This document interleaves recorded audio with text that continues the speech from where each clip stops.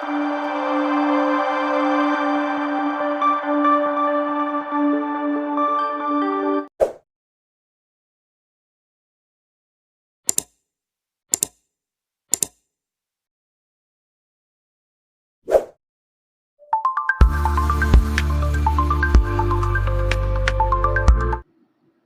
நாவல் பெருமையோடு வழங்கும் புத்தம் புது நாவல் வானில் பறந்த ஒற்றை பறவை அவள். தினமும் ஒரு அத்தியாயம் வீதம் பதிவிடக்கூடிய இந்த நாவலில் இன்று நாம் கேட்க போகிறது நாவலோட 11வது அத்தியாயம். நாவலை முழுசாக கேளுங்க. நாவல் பற்றிய உங்களுடைய கருத்தை மறக்காமல் எனக்கு கமெண்ட் பண்ணுங்கள். நாவல் பிடிச்சிருந்தா லைக் பண்ணுங்கள், உங்களுக்கு தெரிஞ்சவங்களோட ஷேர் பண்ணுங்கள். நேற்று கமெண்ட் எழுதி என்னை உற்சாகப்படுத்திய அத்தனை தோழர்களுக்கும் தோழிகளுக்கும் என்னுடைய மிகப்பெரிய நன்றி.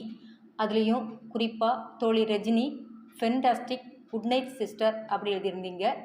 அதுபோல் தோழி நந்தினி, ஹாய் சிஸ்டர், ஸ்டோரி ரொம்ப நல்லா இருந்துச்சு, கதிர் காவியா காதல் சூப்பர் அப்படின்னு எழுதியிருந்தீங்க.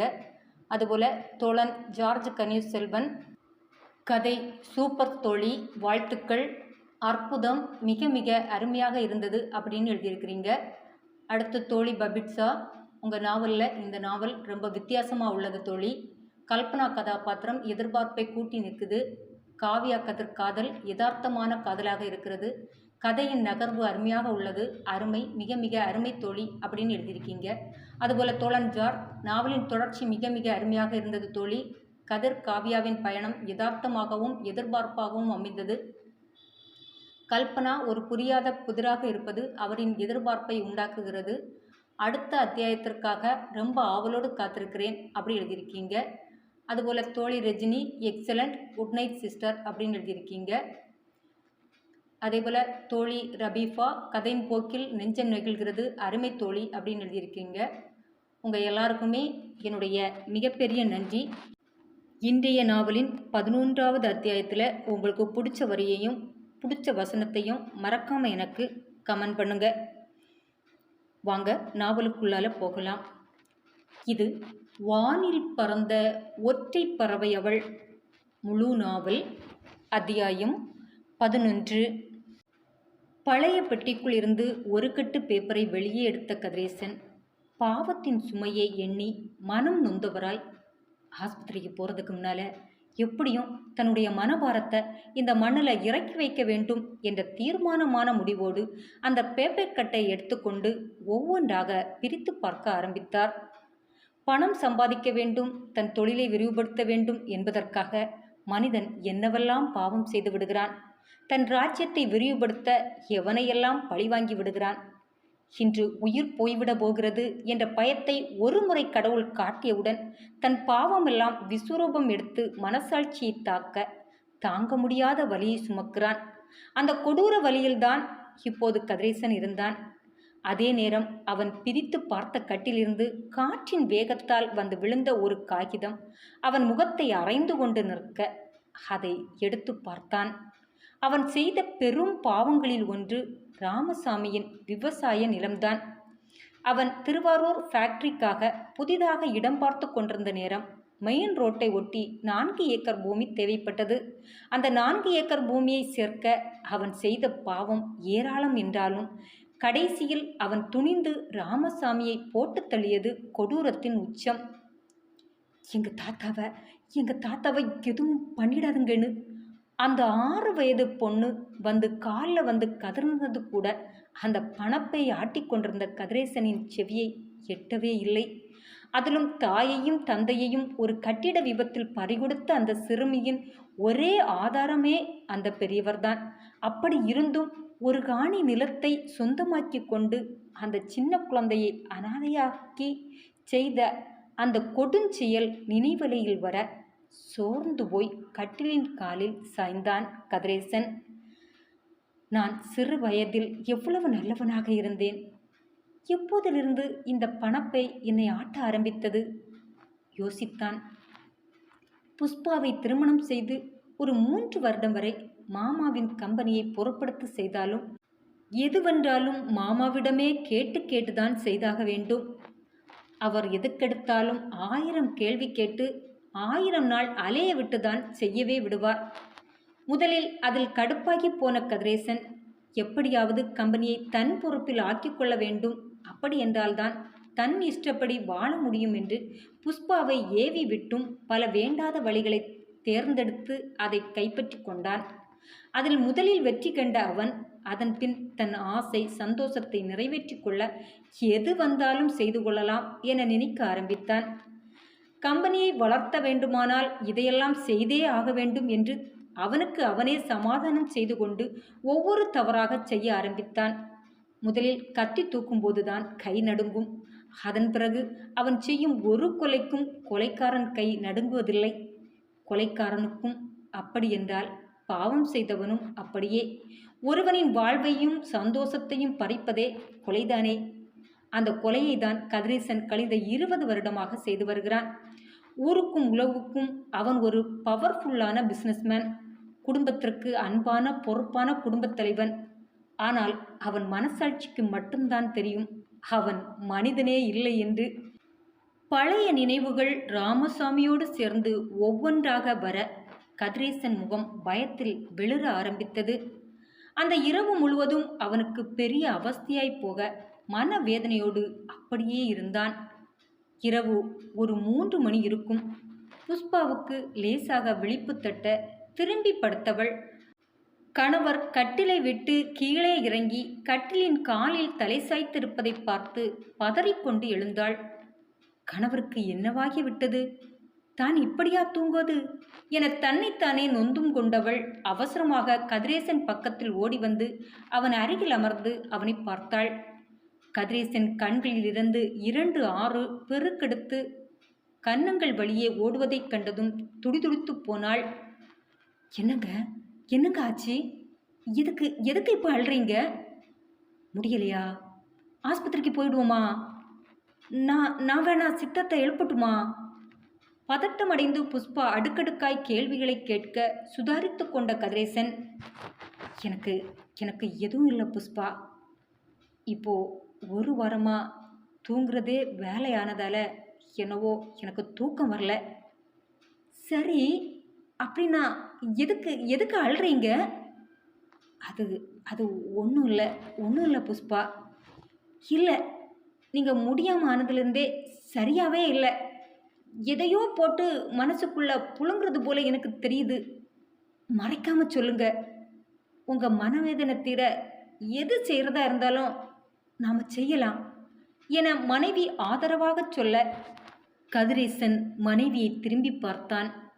இவளிடம் தன் மனதில் உள்ளதை சொல்லலாமா? சொன்னால் தாங்கிக் கொள்வாளா? தன் கணவன் நல்லவன், தங்கமானவன் என எண்ணிக்கொண்டிருக்கிறாளே, இப்போ போய் சொன்னா நீ இவ்வளவு மோசமானவனா என காரை துப்ப மாட்டாளா? உன் சந்தோஷத்திற்காக இத்தனை பேர் வாழ்வை அளித்தாயா என மூச்சை நிறுத்திவிட்டாள். ஐயோ! நினைவே கதிரேசனின் உள்ளத்தில் பயத்தை கொடுக்க மெதுவாக தலையை குனிந்து கொண்டான். புஷ்பா முன்னால் இருந்த பழைய இரும்பு பெட்டியை பார்த்தாள். கணவரையும் பார்த்தாள். சரி, எதுனா இருந்தாலும் காலையில் பார்த்துக்கலாம், போய் படுங்க என அவனை அழைத்து கொண்டு கட்டிலில் படுக்க வைத்தாள். தலையை ஆதரவாக தடவி கொடுத்ததால் பல மணி நேர போராட்டத்திற்கு பிறகு மனைவியின் கைவிரல் கொடுத்த சுகத்தில் கதிரேசன் நித்திரைக்குள் அடியெடுத்து வைத்தான். கணவர் நன்றாக தூங்கியதும் புஷ்பா மெதுவாக எழுந்து அந்த இரும்பு பெட்டி பக்கத்தில் வந்தாள். உள்ளே இருந்த காகிதம் ஒவ்வொன்றாக எடுத்து பார்க்கத் தொடங்கினாள். கணவரின் பாவ சுவை கொஞ்சம் கொஞ்சமாக அவளுக்கு புரிய ஆரம்பித்தது. விழி நிறைய விழிநீரோடு ஒருமுறை கணவரின் முகத்தை ஆழமாக பார்த்தாள். அத்தனை கட்டுகளையும் எடுத்துவிட்டு பெட்டியை மட்டும் மேலே தூக்கி வைத்துவிட்டு கிச்சனை நோக்கி நடந்தாள். இதாமா வீடு, டிரைவர் சொல்ல புஷ்பா மெதுவாக வண்டியை விட்டு இறங்கினாள். ஒரு பெரிய ஆற்றின் ஓரத்தில் இருந்த சின்ன இடத்தில் மொத்தமாக தென்னங்கீற்றால் புதிதாக பொதியப்பட்டிருந்தது அந்த வீடு. கதவை கூட அதே தென்னங்கீற்றால் ஒரு கதவை உருவாக்கி அடைத்திருந்தார்கள். வீட்டையே பார்த்து நின்ற புஷ்பாவின் அருகில் வந்த டிரைவர், கூப்பிடட்டுமாமா என்றான். என்றாள் ஒற்றை குரலில். ஹலோ ஹலோ, யாரும் இல்லையா? வீட்டில் யாரும் இல்லையா டிரைவர் குரல் கொடுக்க அடுத்த நொடி உள்ளே இருந்து 20 வயது மதிக்கத்தக்க ஒரு இளம்பெண் வெளியே வந்தாள். அரசாங்கத்தில் பொங்கலுக்கு இனாமாக கொடுத்திருந்த சாரியை கிழித்து தாவணியாக அணிந்திருந்தாள். வெளிவந்தவள் வெளியே நின்ற புஷ்பாவை பார்த்ததும் அதிர்ச்சியோடு, யாரை பார்க்கணும்? ராமசாமின்னு என் தாத்தா தான். ஆனால் அவர் இறந்து நிறைய வருஷம் ஆச்சே. தெரியுமா? நீ அவரோட பேத்தியாம்மா? ஆமாங்க. தனியாவா இருக்கிறா? இல்லைம்மா, மாமா கூட இருக்காங்க. மாமாவா? எங்க அம்மாவோட தம்பி. கால் ஊனும், அதனால பெருசா வெளியில எல்லாம் அவரால் வர முடியாதும்மா. கட்டில் தான் அவரோட வாழ்க்கையே. இப்படி ஒரு குடும்பத்திற்கா தன் கணவர் அநியாயம் இழைத்தார்? புஷ்பாவின் உள்ளம் வலியில் துவண்டது. இந்தாம்மா என புஷ்பா அந்த பத்திரத்தை அவள் முன் நீட்ட, என்னவென்பது போல அந்த பெண் அவளையே நிமிர்ந்து பார்த்தாள். பத்திரமா? பத்திரம்தான். என்னோட புருஷன் செஞ்ச தப்புக்கு நான் பிராயச்சித்தம் தேடி வந்திருக்கேம்மா. புரியலம்மா. புரிய வேணாம்மா. அது புரியாமலே இருக்கிறது தான் உனக்கு நல்லது. இந்த வீடு உனக்கு வேணாம். இது உனக்கு பாதுகாப்பாக இருக்காது. நீ உடனே என் கூட புறப்பட்டு வா. உனக்கும் உன் மாமனுக்கும் புதுசாக ஒரு வீடு நான் தரேன். நாங்கள் உனக்கு செய்த பழைய தப்புக்கு பிராயச்சித்தம். இதுக்கு மேலே நீ எதுவும் என்கிட்ட கேட்காத. இதுக்கு மேலே என்னால் பேச முடியலை. இதில் ஒரு பாஸ்புக் இருக்குது. அதுலேயும் உனக்கு கொஞ்சம் பணம் டெபாசிட் பண்ணியிருக்கேன். உனக்கு கூட எங்கள் கம்பெனியில் வேலை போட்டு கொடுக்க என் மகன்கிட்ட சொல்கிறேன். புதிதாக வந்த பெண்மணி என்ன இப்படியெல்லாம் பேசுகிறாள் என அப்பெண் குழப்பத்தோடு பார்க்க, புஷ்பா நிதானமாக முழுவதையும் சொல்லி அவளை புரிய வைத்து மன்னிப்பையும் கேட்டுவிட்டு உரியவற்றை அவளுக்கு அளித்த பின் அடுத்த வீட்டை நோக்கி நகர்ந்தாள். ஒரு வாரம் எடுத்துக்கொண்டு புஷ்பா தன் கணவரின் பாவ கணக்கை குறைக்க போராடி கொண்டிருந்தாள். இது தெரியாமல் கதிரேசன் மனக்குழப்பத்தோடு போராடி கொண்டிருந்தான். யாருக்கு எந்த உதவி செய்ய நினைத்தாலும் அல்லது பிராயச்சித்தம் செய்ய நினைத்தாலும் மகனிடம் அவசியம் சொல்லியாக வேண்டும். எப்படி தான் பெற்ற மகனிடம் பாவ மன்னிப்பு கேட்கப் போகிறேன் என சொல்ல முடியாமல் குழப்பத்திலேயே நாட்களை கடத்தினான் கதிரேசன். ஒரு நாள் துணிந்தவர் யாரிடமும் சொல்லாமல் ராமசாமியின் பேத்தியை தேடி கிளம்பினார். பல விசாரிப்புக்கு பின் அவர் அடைந்த வீட்டை பார்த்து அதிர்ந்தார். காரணம், அவனோட பழைய வீட்டில்தான் அந்த குடும்பம் இருந்தது.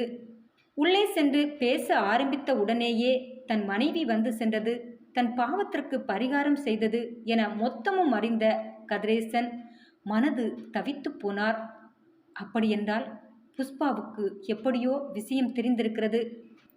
இந்த உண்மையை தெரிந்ததும் கதிரேசன் அவர் சந்திக்க நினைத்த அடுத்த வீட்டுக்கு சென்றபோது அவனுக்கு முன் மனைவி போயிருப்பதை அறிந்ததும் குற்ற உணர்வில் வீட்டை நோக்கி விரைந்தார். அறைக்குள் வந்தவருக்கு ஏதோ பொறி தட்ட மேலே இரும்பு பெட்டியை திறந்து பார்த்தார். தன் பாவ மூட்டை அதில் இல்லாததைக் கண்டு மனைவி இதிலுள்ள காகிதத்தை எடுத்து படித்திருக்கிறாள். எல்லாம் தெரிந்துவிட்டது. பாவத்திற்கு எனக்கு தெரியாமலேயே பிராயச்சித்தம் செய்துவிட்டாள் என்பது புரிய கதிரேசன் மனசோர்வோடு கட்டிலில் வந்து படுத்து கொண்டார். மகனுக்கு தெரியாமல் பிறரிடம் சொல்லாமல் தனியாய் போயிருப்பது ஒரு பக்கம் சந்தோஷமாகவும் ஒரு பக்கம் வேதனையாகவும் இருந்தது.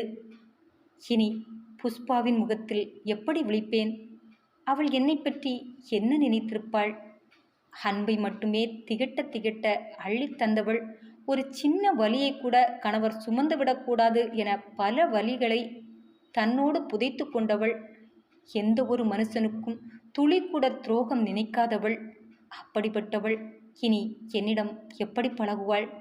தன்னை எதிரி போல பார்க்க தொடங்கி விடுவாளே? இல்லை புழு பூச்சியைப் போல நடத்த ஆரம்பித்து விடுவாளோ? இல்லை ஒரே அடியாய் என்னை ஒதுக்கி தள்ளி விடுவாளோ? 1000 சந்தேகங்கள், 1000 கேள்விகள் அடுக்கடுக்காய் நெஞ்சை துளைத்தெடுக்க அவர் சுருண்டு கட்டிலிலே அப்படியே படுத்துவிட்டார். அதே நேரம் மிக மிக சோர்வோடு உள்ளே வந்து கொண்டிருந்தாள் புஷ்பா. அத்தியாயம் தொடரும். என்ன ஃப்ரெண்ட்ஸ், நாவலுடைய தொடர்ச்சி எப்படி இருந்தது, உங்களுக்கு பிடிச்சதா அமைஞ்சிருந்ததா என்கிறத மறக்காமல் எனக்கு கமெண்டில் சொல்லுங்கள். இந்த நாவலின் அடுத்த அத்தியாயத்தோடு உங்களை சந்திக்கும் வரை உங்களிடமிருந்து விடைபெறுவது உங்கள் செல்வம்.